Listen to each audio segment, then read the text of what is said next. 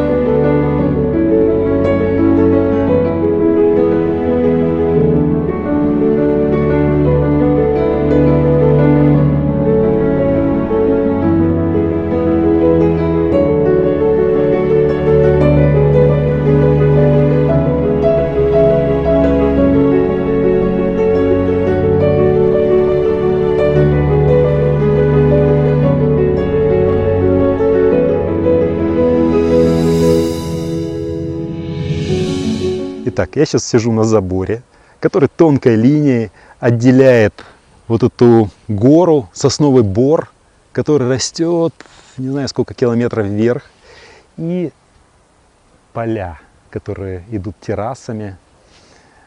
Это две реальности, которые соприкасаются, объединяются, создавая нашу реальность, в которой мы живем. И вот этот забор — это линия их соприкосновения. Точно так же в жизни, когда мы живем, у нас есть наше прошлое, есть какое-то будущее и тонкая линия настоящего. Мы всегда находимся на этой тонкой линии настоящего. И прошлое, и будущее объединяются в этой линии. То есть завтра прошлое будет другим, будущее будет другим. И не только завтра, каждый момент времени. Вот вы вдыхаете, выдыхаете, вы становитесь другим человеком. Что-то умерло, вы выпустили многое из себя. Опять вдыхаете, вдыхаете жизнь, вдыхаете что-то новое. Вы принимаете, вы меняетесь. Вы выполняете медитацию, вы отправляетесь в прошлые жизни. И в результате вы становитесь другим человеком. Но вы всегда будете находиться на таком же заборе. Вы всегда будете находиться в настоящем. И вот это настоящее, оно соединяет прошлое и будущее. Когда вы выполняете асаны, вы можете почувствовать, что, выполняя асану, ее выполняет не только тело, ее выполняет что-то большее. Все, что находится в вашем прошлом, и все, что находится в вашем будущем. Но вот это все соединилось в настоящем моменте. И выполняет асану.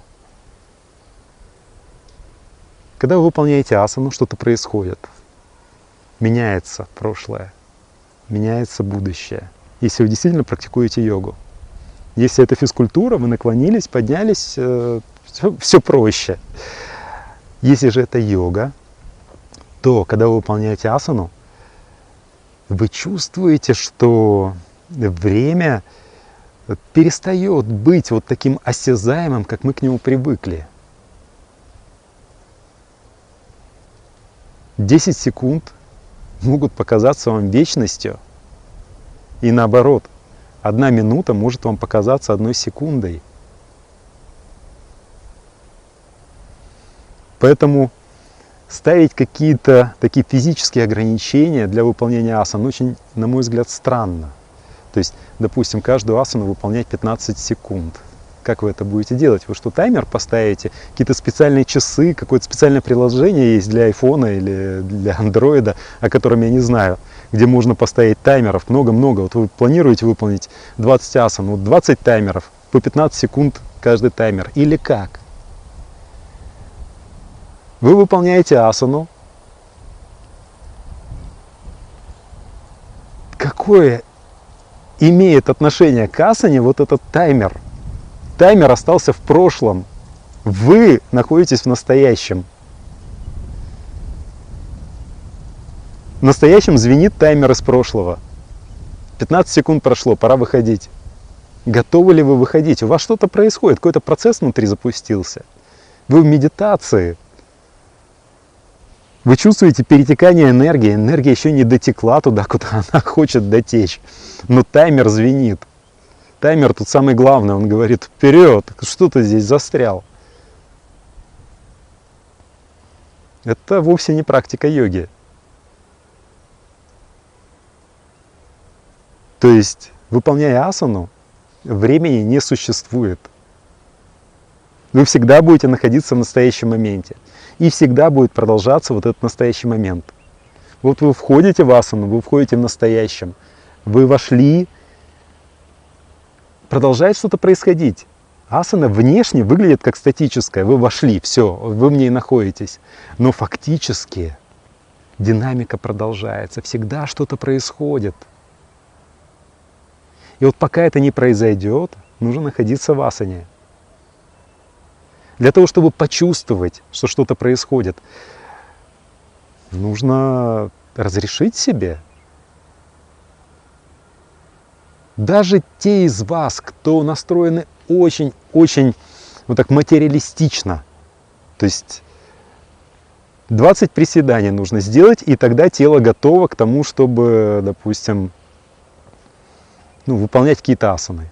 Вот 15 приседаний вы сделали, оно еще не готово. 20 уже готово, 25 слишком много, устанет. Все, 20. Вот даже если вы такой человек, попробуйте просто расслабиться, когда вы выполняете асану, и почувствовать, что происходит в вашем теле.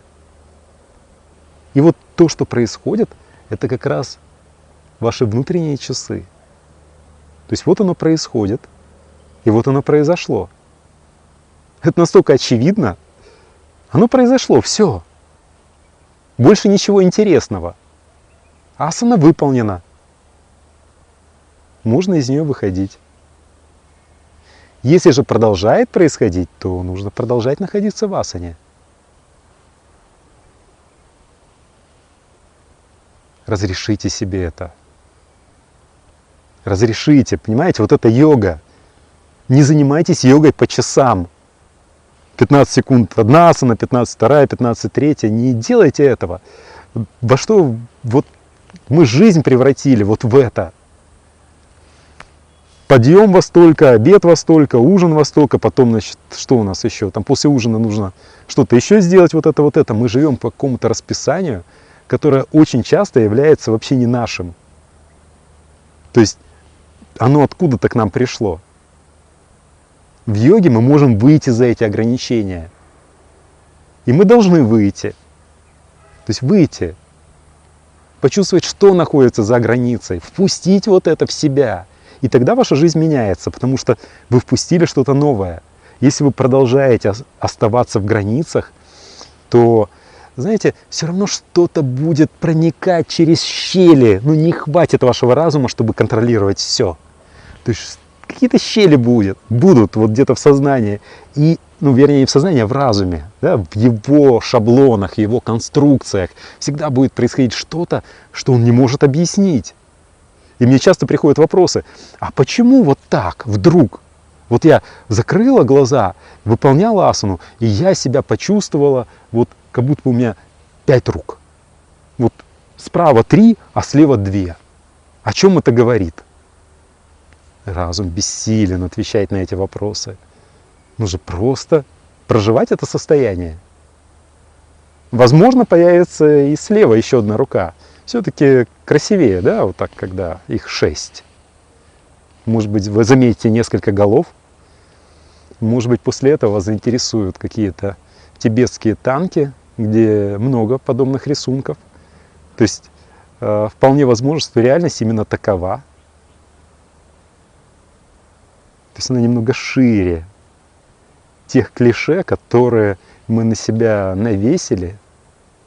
Поэтому даже если вы во все это не верите, но вы практикуете йогу, все равно потихоньку что-то будет меняться. Но разрешите себе отпустить это все, расслабиться. И самое первое, что вы можете сделать, это не контролируйте время, которое вы находитесь в асане. То есть просто находитесь в ней до тех пор, пока что-то не изменится. Вам надоело, допустим. Вы о чем-то вспомнили. Тоже хороший вариант.